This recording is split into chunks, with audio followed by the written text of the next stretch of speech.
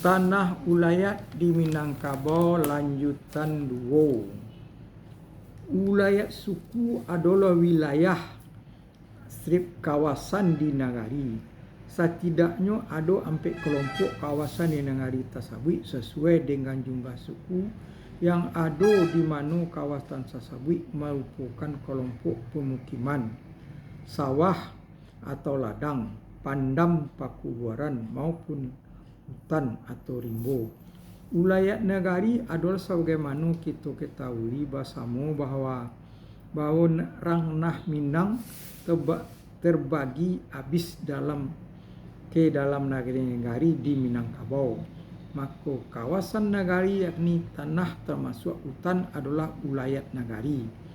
Biasanya batas antara negari adalah dengan menetapkan batas alam seperti sungai atau batang air atau bandar atau lurah atau tabiang atau bukit dan sebagainya yang telah disepakati antara nenek mamak antara negari yang berbatasan. Sering terjadi perselisihan antara batas negari itu. Yang terakhir kita dengar kasus negari Paninggahan. Dulunya ada pertengkaran antara nenek mamak untuk nak gunakan. Ulayat Rajo atau Raja adalah hutan balantara yang jauh dari pemukiman penduduk yang istilah adatnya rimbo hana, yang dulu menurut kepercayaan setempat adalah ado saktinya. Penguasaan adalah bagi luhak dan tigo dalam kurang tanah datar, tan agam dan 50 kota. Tutup kurang adalah kerapatan nenek mamak dalam kurang kan kerapatan nenek mamak tutup kurang di masing-masing negari. Dengan adanya ungkapan adat luak nan berpenghulu, rantau nan beraja, maka untuk daerah rantau dulu penguasanya adalah raja berstatusnya sesuai dengan ranji. Menurut Datuk Sangguno Dirajo dalam bukunya Curen Adat Alam Minangkabau, dalam Curen Adat dalam Dirajo Minangkabau, Curen Adat Minangkabau, ulayat Rajo itu ada 10 perkara. 1. Rimba-rimbo yang tidak dipunyai orang. 2. Padang yang tidak dipunyai orang. 3. Tasik atau kawasan air yang luas yang dikelilingi oleh dataran.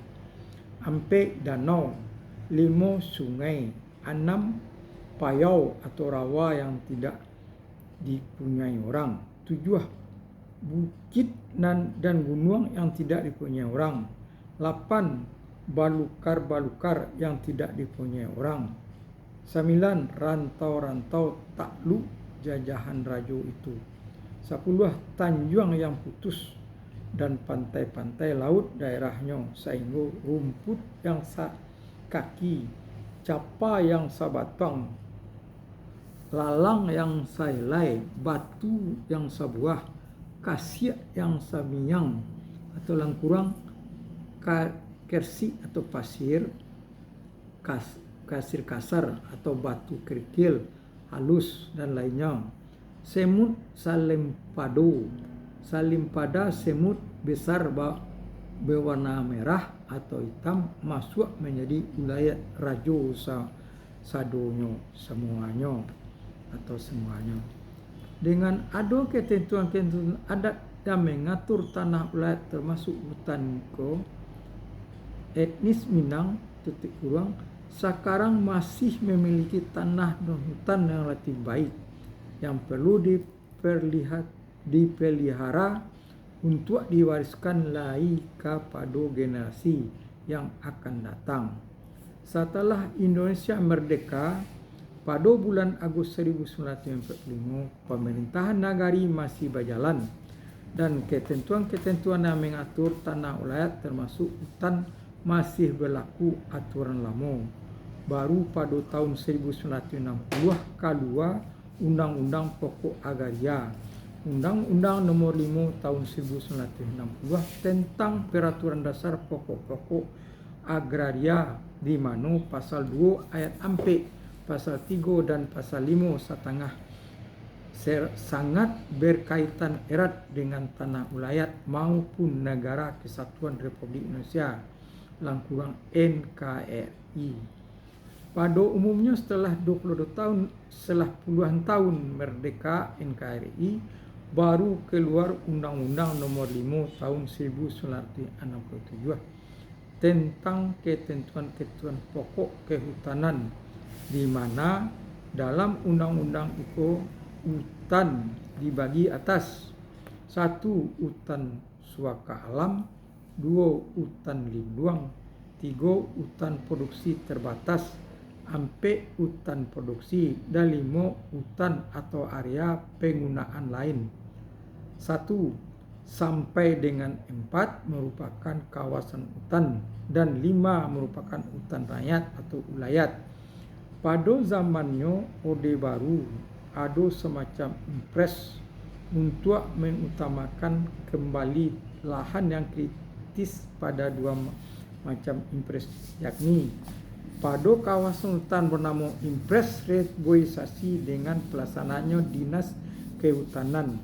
Pada hutan penggunaan lainnya, hutan rakyat bernama impres penghijauan dengan pelaksanaan oleh Pemda Kabupaten atau kota dan masyarakat. Selama zamannya Orde Baru tersebut ada proyek melalui Dinas Kehutanan dalam APBD tingkat 1 Sumatera Barat untuk memberi batas atau patok kawasan hutan sehingga jelas pemisahan kawasan hutan dengan hutan ulayat atau hutan rakyat. Dengan dicabutnya Undang-Undang Nomor 5 Tahun 1967 dan ketentuan-ketentuan pada zaman penjajahan Belanda yang mengatur kehutanan di Indonesia dan diganti dengan Undang-Undang Nomor 1 Tahun 1999 tentang kehutanan, maka dalam undang-undang itu status hutan adalah hutan negara dan hutan hak. Sedangkan hutan negara tersebut dapat berupa hutan adat langkurang ulayat. Berdasarkan fungsinya hutan menurut undang-undang itu adalah hutan konservasi, hutan lindung dan hutan produksi. Dengan demikian tidak lain jalih hutan rakyat atau ulayat dapat ditebak tentu berada pada hutan produksi dalam hutan negara. Peraturan Pemerintah Nomor 34 Tahun 2002 tentang tata hutan dan penyusunan rencana pengelolaan hutan, pemanfaatan hutan dan penggunaan kawasan pada pasal 68 membuat peluang untuk hutan ulayat dan pasal 70 ayat 2 membuka peluang kelembagaan negari untuk mengembangkan hutan yang sejalan dengan pasal 7 balik Undang-Undang Nomor 41 Tahun 1999, yakni unit pengelolaan berada pada negari dengan menempatkan unsur dinas kehutanan di negari, dan pasal 71 pemanfaatan hutan hak atau hutan ulayat diatur dengan keputusan Menteri Iko berarti Perda hutan ulayat diatur disetujui oleh menteri yang dalam hal ini adalah Menteri Kehutanan.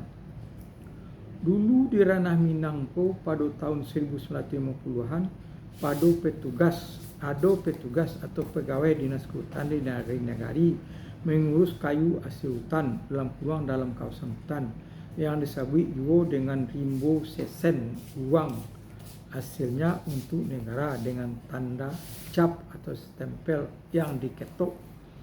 Kayu yang dimanfaatkan tidaklah mengurangi fungsi hutan lingkungan hidup karena kayu yang sudah tua atau besar, sumbangan O2-nya atau oksigennya sudah jauh berkurang dan daya serap respirasinya sudah tidak ada karena dilakukan secara tebang pilih dan digergaji atau diarit.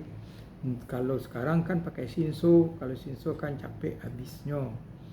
Dengan kalau mengarit digergaji lama dan juga tidak semudah mengumpat dengan sinso. Oleh masyarakat sekarang manual bukan dengan chainsaw seperti sekarang.